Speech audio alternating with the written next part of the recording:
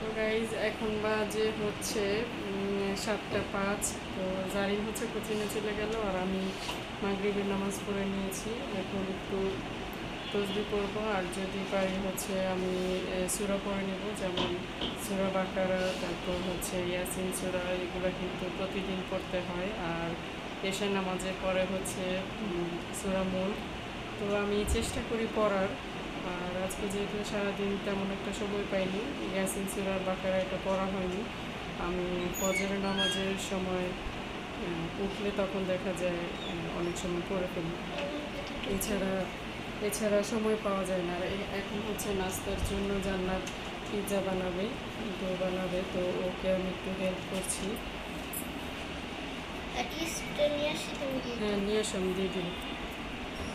তো এভাবে করেই হচ্ছে দিন যাচ্ছে আমার। আজকে যেহেতু বৃহস্পতিবার, আজকে কিন্তু আজকে হচ্ছে সূরা কাফ পড়লে আজকে থেকে কালকে আসর, শুক্রবার আসরের নামাজ পর্যন্ত ওইটা সময় থাকে। এটা কিন্তু পড়লে খুবই উপকার। আর হচ্ছে আপনার অনেক ফজিলত আছে। আর এটা সম্পর্কে আমি অন্য আরেকদিন আলাপ করব আপনাদের সাথে। তো এই হচ্ছে আমার আজকের সময়কাল।